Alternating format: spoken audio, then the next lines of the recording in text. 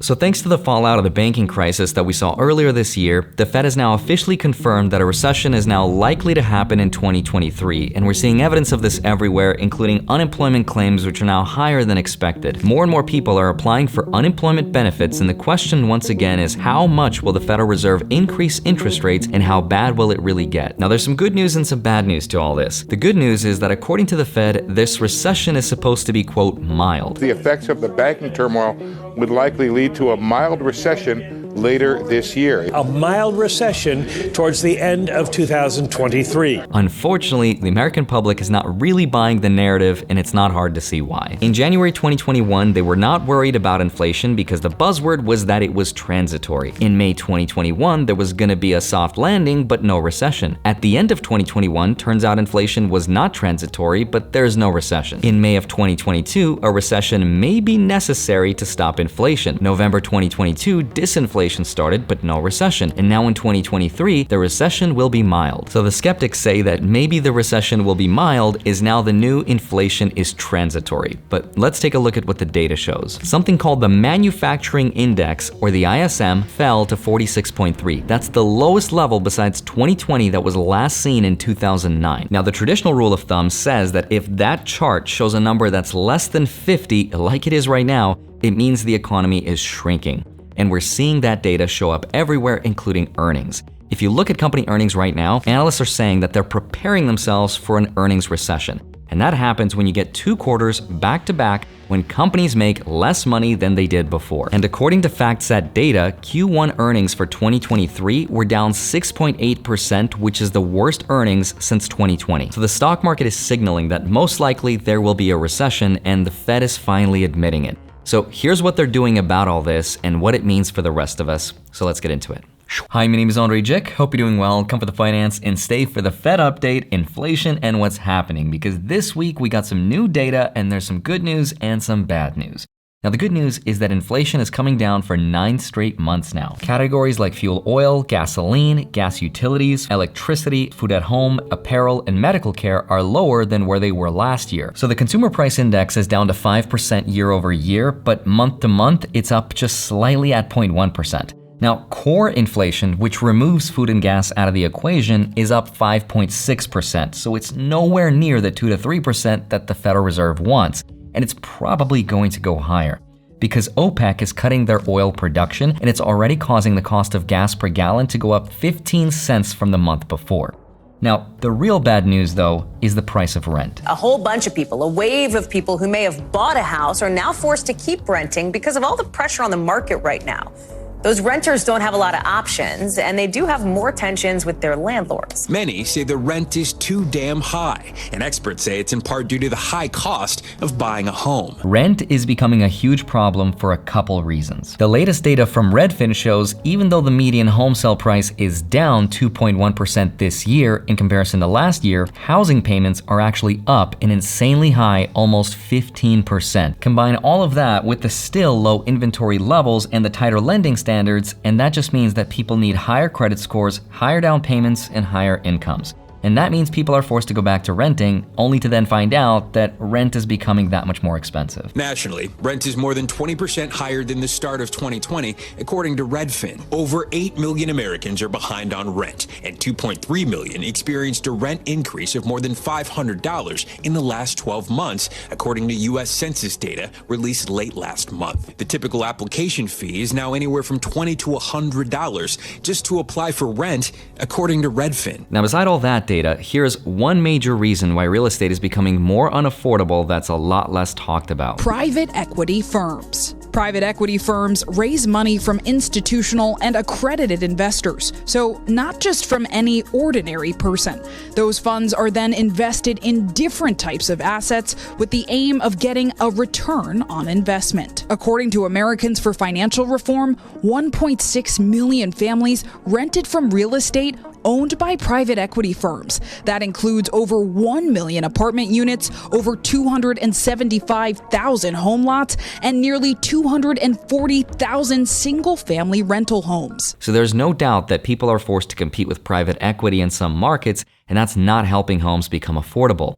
But besides residential real estate, There's also a massive problem with commercial real estate. FDIC-insured banks hold the largest share of CRE mortgages at 39%, or $1.7 trillion. 13% is held in CMBS, and most is held at regional and community banks. Now, this year and next, there is a huge pipeline of commercial mortgages hitting maturity that need to be refinanced. Refinancing those spaces will be really hard because interest rates have doubled over the last 2 years, which will make those loans so much more expensive.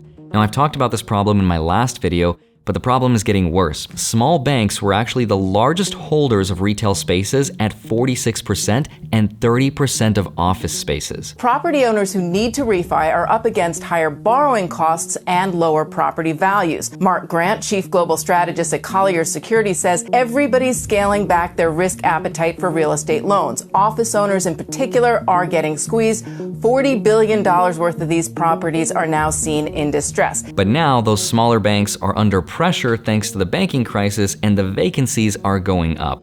And that's mostly happening because after the pandemic, people chose to do hybrid work or work from home, and now there's less of a need for businesses to own those commercial buildings in the first place. And that's why the amount of office space for lease has been going up, and it's estimated that by the end of the decade, the majority of office spaces will be vacant. Prices are estimated to fall by as much as 40% in commercial real estate if things continue the way they are right now. Now, because banks understand everything I just shared with you in this video, banks tend to become protective and defensive in this type of an economy. And that's why the next big worry is something called a credit crunch. Events in the banking system over the past 2 weeks are likely to result in tighter credit conditions for households and businesses, which would in turn affect economic outcomes. A credit crunch happens when banks stop lending as much money as they used to. And this makes it harder for people to get a loan to buy a home, and it makes it harder for businesses to operate and pay their employees. And this is happening today. Small business bankruptcies are on the rise, and we're seeing more today than we did at the height of the pandemic. And the unique data that we have from UBS Evidence Labs suggests that these filings are up to a rate of about 8 per week. I think that the underlying message is that there is weakness in the SME sector. The SME sector, by the way, refers to small and mid-sized enterprises, and it's companies that usually have less than 500 employees and make less than $100 million in annual gross sales per year. Now, these types of businesses, according to the World Bank organization, make up over 90% of the economy and over 50% of the workforce around the world. Now, for the US, in 2020, these companies made up 99% of the US economy and 47.1% of the US workforce. These types of companies are the lifeblood of the economy, and a credit crunch would severely hurt them because they also have what's called floating rate debt, which means anytime they have to refinance their loans, if interest rates are higher, that puts a huge amount of pressure on them and it makes it that much more expensive. And because people have pulled their money out of the smaller regional banks, that also means those banks have less liquidity to then lend that money out. This makes those banks more conservative and more defensive, which leads to even less lending, which eventually slows economic growth, which translates to higher unemployment. And we're already starting to see that happen outside of just the tech sector. Now, of course, this is a crisis that we should take seriously, but it's also something that may never happen. And this is because the government could step in and allow those companies to make interest-only payments on their loans. And believe it or not, this is already a thing in residential real estate. You can apply for a mortgage interest-only payment, and your monthly payments for your house are going to be a lot lower, but the trade-off is you're never going to own the house. Some people call that renting, but the banks call it you'll own nothing and be happy. Now, since I'm an optimist, I tend to believe that banks don't want to repossess the commercial property because they don't want the liability, they don't want to lose the money, and the government doesn't want small businesses to go into a depression. So more than likely, the Fed will have to step in and do something about all this. And that brings us to interest rates. Now, no one knows exactly what will happen to those interest rates because we don't live inside the mind of Jerome Powell. But the stock market makes its own prediction every single day on what it thinks will happen on May 3rd. That's the next time we'll hear about what happens to interest rates. Now, there's actually 2 ways you can check yourself right now on what might happen. And the first is my favorite method, and it's called the CME Fed Watch tool. The way to read this chart is to look at the current target rate, which is 4.75 to 5%. Now on the left, you'll see a probability. Right now it shows 34.1% that the target rate will stay the exact same as it is right now. On the right though, it shows us a 65.9% chance that the Fed will raise the target rate to between 5 and 5.25%, which is a difference of 0.25% from the current rate. So that's the tool I use to tell you that come May 3rd, most likely the Federal Reserve will increase the interest rates by 0.25%, and hopefully that'll be the ceiling, but we'll see. That's all the short-term way to tell. Now the long-term way to tell is a little less reliable, but it's still useful, and it's something called the dot plot. The dot plot is a voting system where each member of the Federal Reserve puts in their opinion on where they think rates will go in the next few years, and it looks like this. In 2023, it shows most members, as represented by these dots, believes that rates will reach a peak of 5.1%, but as the years go by, the rates will have to come back down until eventually by 2025, they see rates coming down to 2.5%. Just remember, even though this is the official release directly from the Fed, it does not mean that's what their official plan will be, because they change their mind a lot depending on what the data shows them. But most likely, by 2024 and 2025, interest rates will have to come back down, especially as business loans and real estate loans start to mature, and a lot of companies will be faced with a decision to either go bankrupt or refinance at hopefully then lower interest rates, and that's something the Fed will have to decide on, which will be heavily based on what happens to inflation. And that brings me to my personal thoughts on what I think about the economy. Right now, it seems like the world is extremely divided from what the numbers are telling us.